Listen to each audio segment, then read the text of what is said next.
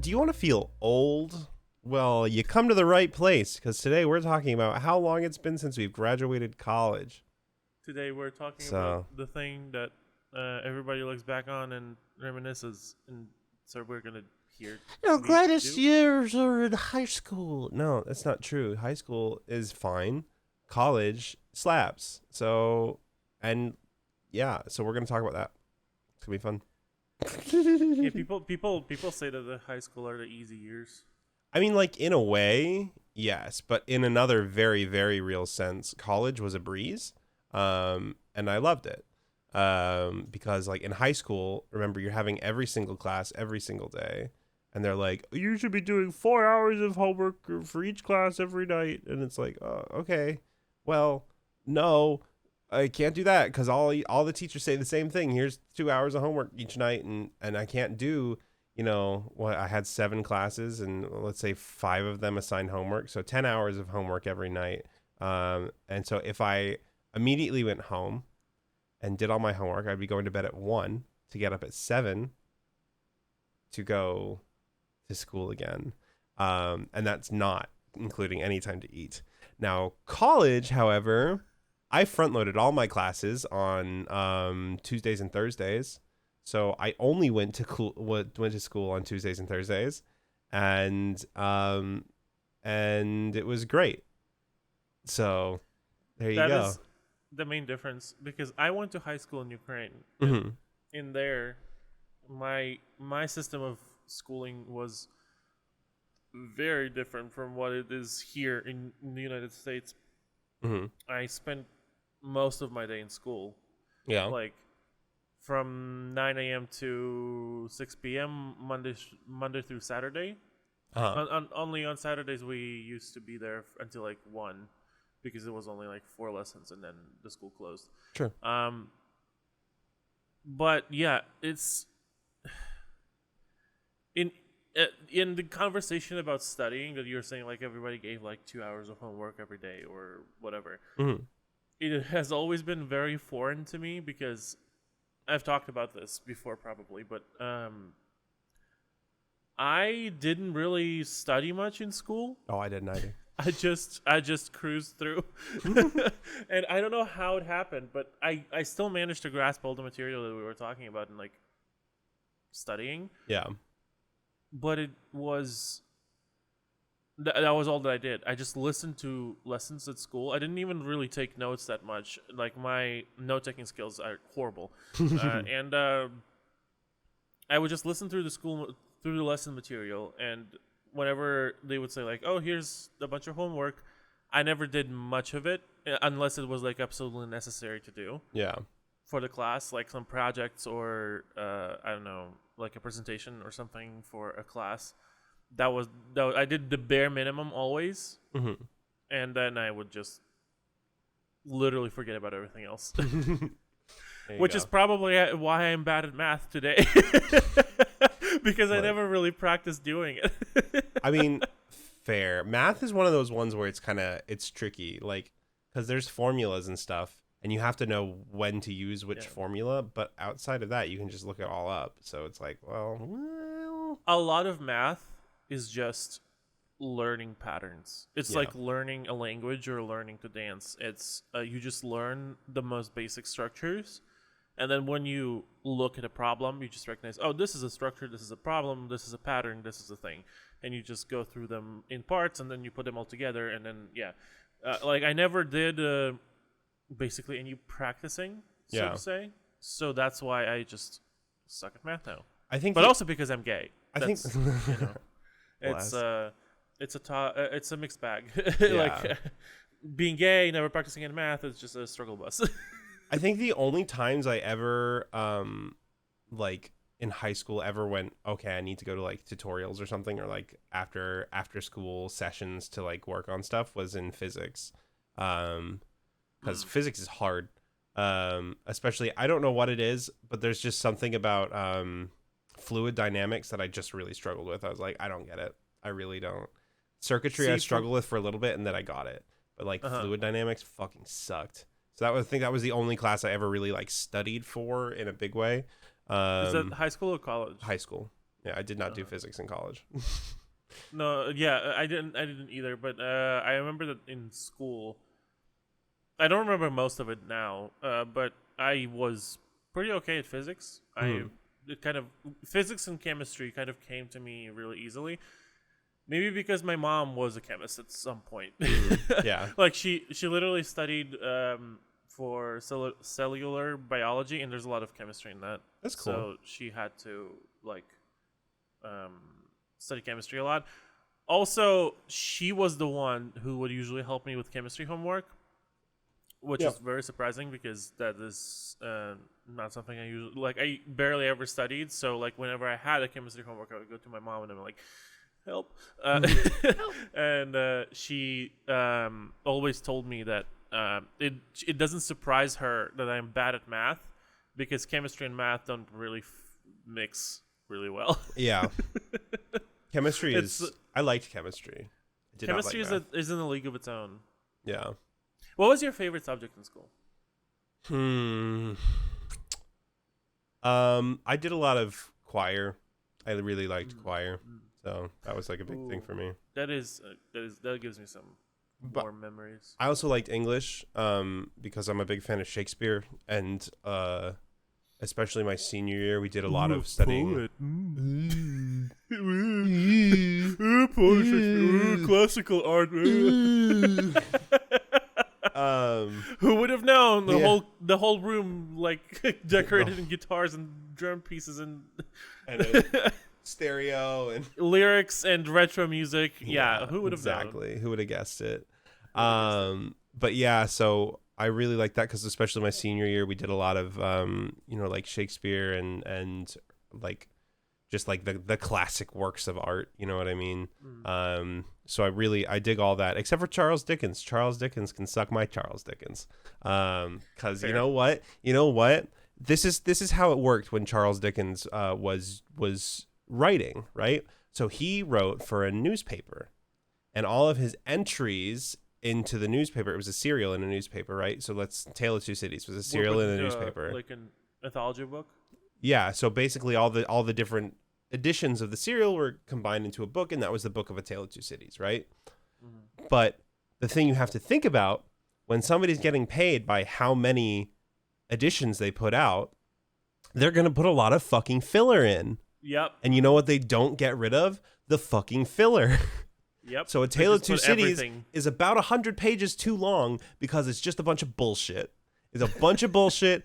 What do you think? Like the beginning of A Tale of Two Cities is it was the best of times, it was the worst of times. It was this, it was that. It was this, it was that. It was that, and a little bit of this. Like, okay, yeah, cool. Fucking like this is my high school essay. In this essay, I will be trying to prove this point. This point, in layman's terms, means this because this is the topic of my essay. In this essay, I will shut the fuck up and just get to the point of the essay. Hereby. Yeah, therefore, I will prove my point. However, without God, yeah, that's Charles Dickens writing. However, on the other hand, without the thereby consumed up above explicitly told. Exactly. Yeah. It's some doo-doo butt cheeks. There's some good stuff in there, don't get me wrong, but it's some doo-doo butt cheeks. Yes. This is one thing about me is that a lot of people who know me will attest to this. I am kind of a perfectionist to my own detriment, where I don't half-ass things unless I really want to do it, like unless I'm really forced to. Like I either do things perfectly or I don't do them at all. Yeah, it's like I will either go full steam or I'm not. Like I have no interest in doing it whatsoever.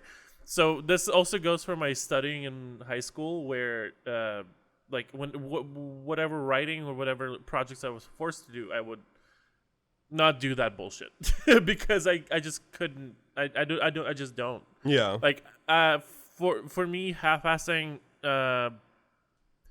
doesn't make sense. It doesn't work. Like I try to half-ass things sometimes just to be able to even finish them at all. Yeah. And then I would be like, this doesn't make any sense, and I would just abandon it.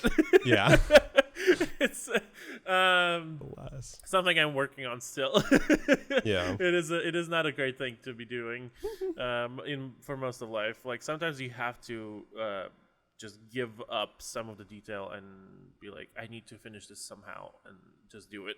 Yeah. And Just get her done. otherwise, you just lock yourself in an endless cycle of anxiety, which is what my college experience was. Valid. When did you go to college? When did I? When and where, I guess. I went in Nashville from 2013 to 2017. And let's see. So my freshman year, I was on the second floor of my dorm. There were a couple dorms on Belmont's campus. One of them has a 3-minute burn time, fun fact. And that's where they put all the boys. Mm. It's a male-only dorm with a 3-minute burn time. Now let me burn time. Yeah, I was gonna say. Now let me explain what burn time is for those of you who don't know. It means from the moment a flame catches in that building to completely burnt to the ground, 3 minutes. I'm sorry. What? Yep.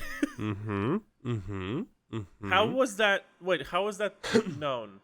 How does this? They get rated. Look, so there's a lot of buildings on campus that were like historical buildings, right? This was one of the historical buildings. There's no HVAC in this building. It was like if you wanted air conditioning in your dorm, you had to have a window unit kind of dorm. Meanwhile, right next door to that dorm was my dorm, which was brand new. I lived on the second floor. It was really nice. The second floor had a lobby where all the cool people on the second floor would hang out, myself included. I felt so honored to be included in the cool group. You're cool people. Well, when I say cool people, I literally mean just my group of friends. We hung out there all the time. That was like the go-to move, and it was great. Got it. So that was a lot of fun. And then my sophomore year, I moved to a dorm that was up the hill, like up the campus. There's like a really steep hill, and I was at the top of that hill. Which is great when you're going down to class, miserable when you're coming up to class, and just all around dangerous in the winter. But it was great dorm. It was like apartment style. So everybody had their own room. We had like a kitchen and a living room. And I brought the TV because I got this TV on Facebook or Craigslist. It's like $100 for a 55-inch Sony TV. Of course you did. It was great. I love that TV. I don't pay full price for anything. No, I don't. I sold it to my friend. I did love that TV to death, though. It was a great TV. The only downside to it was big, so it was heavy. Because it was like a 55-inch TV, but it was like a 55-inch TV from, mind you, so this was 2014 when I bought it, so it was like a 55-inch TV from like 2010. So it was an LED TV. It was nice, but it was just big and heavy and old. But it was like 1080p, and it was great, and it was the first thing with an HDMI port I ever owned. So that was cool. That is nice. Yeah. Just as a quick thing, as a frame of reference, right? Like, the technology that I've been through in my life has been wild, right? But when you consider that I didn't own a device that had an HDMI port, that wasn't like a computer monitor, obviously, because I had a computer in 2013. Like, I got a desktop in 2013. But I didn't own anything that had a HDMI plug until summer 2014. No HDMIs.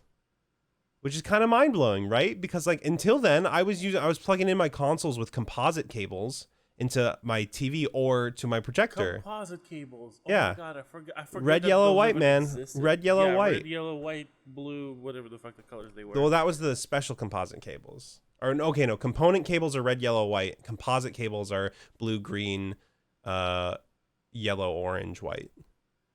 I remember having to plug in my PS1 back at home. Yeah. That had a composite cable, and I had the square TV. Yeah. In my room, that was like the best of the time. It was like 2007 or something. Mm-hmm. Oh my God. Yeah. So it's kind of wild.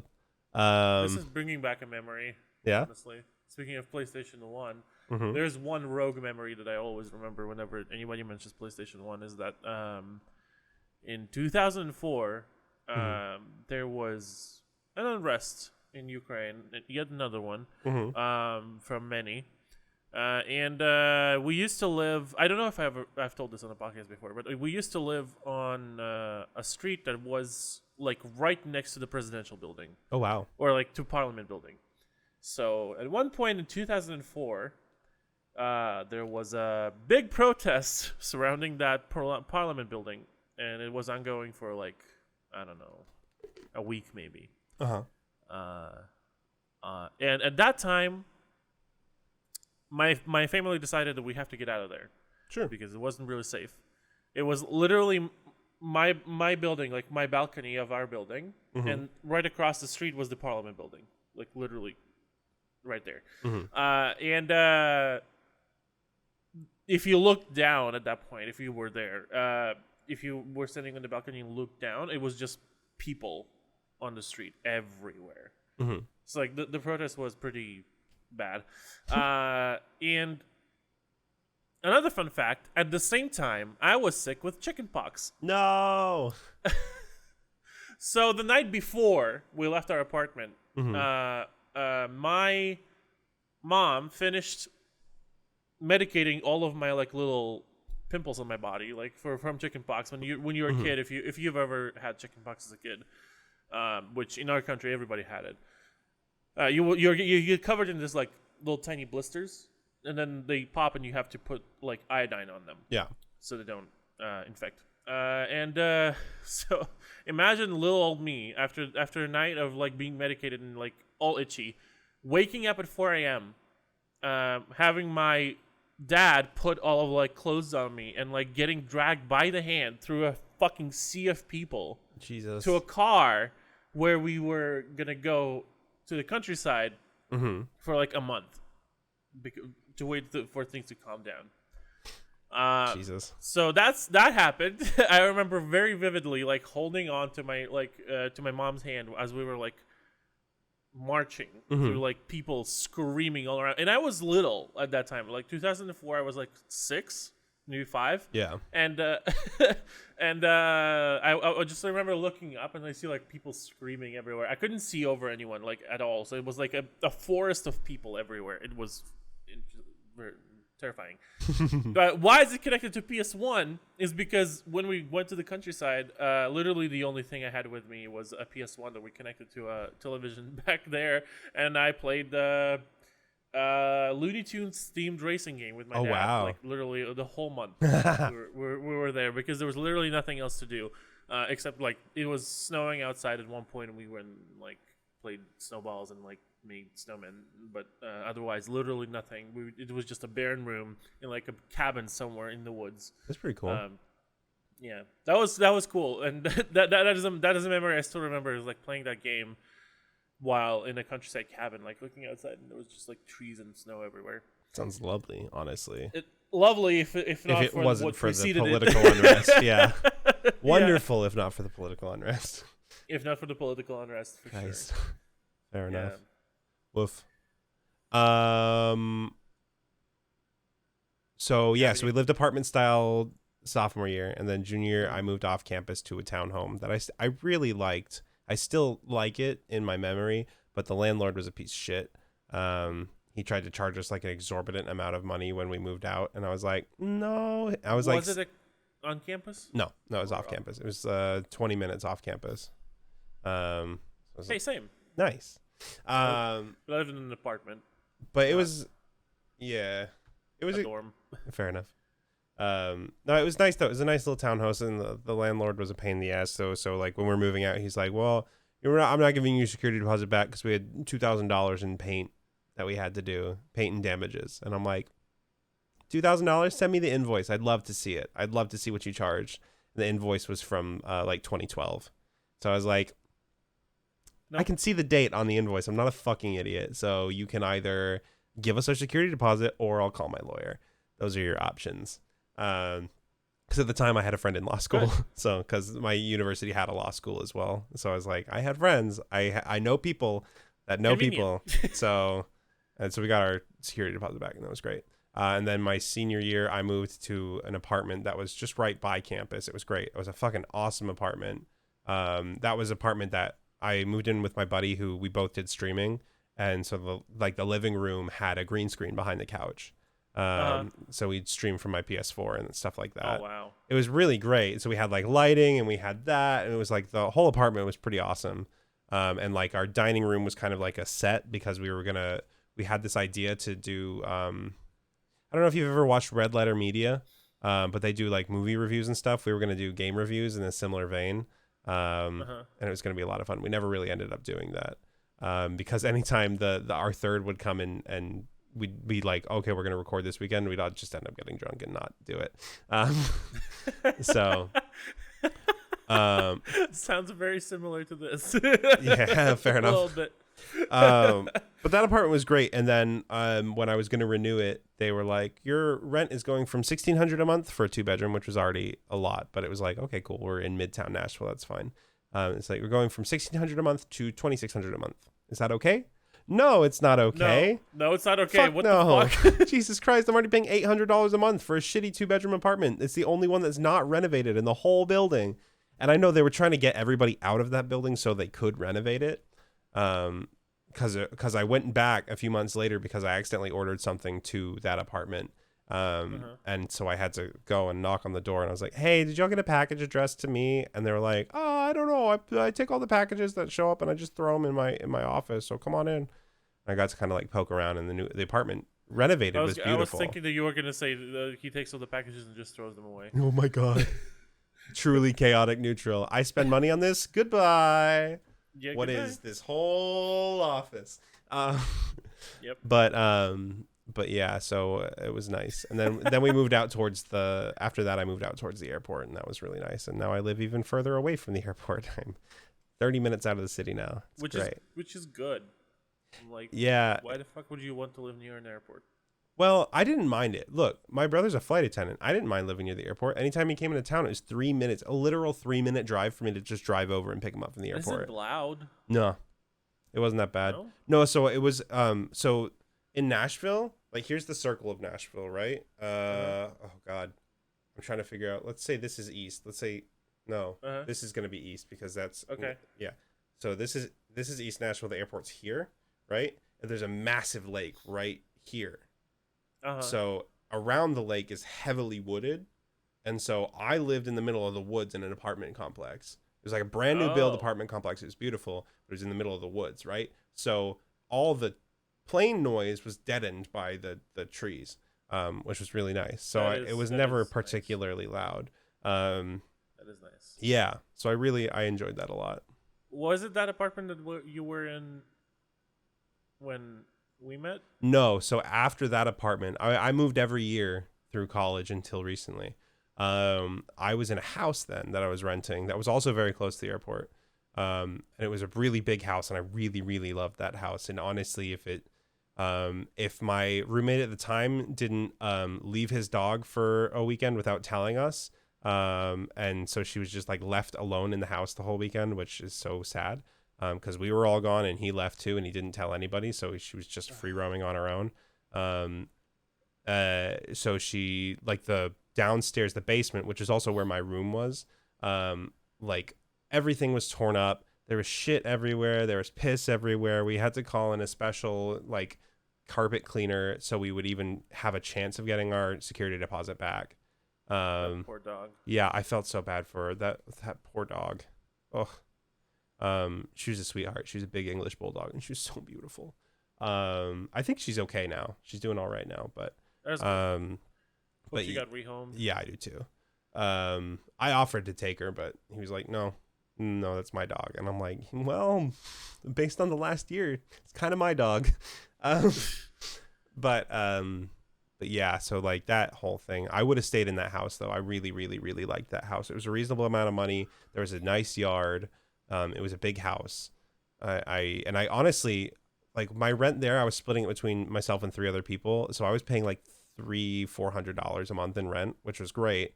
Right. But I could afford that rent on my own. So it's like, I kind of want to rent out that house again and just make it a whole thing. That's just for me. Is it free right now? Let me look. Let's have a gander. While you're doing that, I also kind of have I don't know if I ever talked about it on the podcast, the terrible roommate that I had, remember? Yeah. The one. It's through the first year of college. Half of the first year of college, I lived alone. Mm-hmm. And when I got back, Oh. after like a certain thing that happened to me, I don't know if I want to talk about this right now, but If you don't want to, you don't have to. no, it's I'm just gonna say that I studied the first year of college up until like the spring quarter, Uh-huh. and then I had to leave for a while, and then Sure. I came back the next fall. When I came back the next fall, I had a roommate move in with me Mm-hmm. who wasn't great. Mm-hmm. And there was he was overall not a very great person to live with, or just like a person in general. Mm-hmm. But there was one time when we had a big fight, Uh-huh. and so he was a very light sleeper, and our schedules didn't really line up really well. Mm-hmm. And I will say one thing, that I was sometimes like I was a little bit loud at night. Or like in the evening, or like 10 p.m. Sure. or 11 p.m. And at one point, I think he got really angry at me for like it was like 10:30 or something, Mm-hmm. before the all quiet time. Mm-hmm. And I would usually like settle down at 11, like a reasonable time, Yeah. because we both had to wake up for college or whatever. And one time he got angry at me, and I just got fed up at him for like being a complete douchebag about it. He was a douchebag about it every time. Yeah. And I got fed up. He got fed up with me, and I got fed up with him, and I kind of said something to him, Mm-hmm. and we had a fight. And what ended up happening? The modem for the internet was in his room. Right. Oh, I remember And- this. Yeah. Yeah, and he ended up turning the internet off anytime he was in the house. It's a real prick. And that was an interesting thing to live through, Yeah. because we both were using the internet, and I was paying for it too, like equally. What a fucker. So yeah, there was a stretch of like 3 or 4 days Mhm. where I wouldn't have internet from 3 to 5 or 3 to 6 p.m. every day, Jesus. and 9 p.m. to like 7 a.m. next day. Jesus Christ.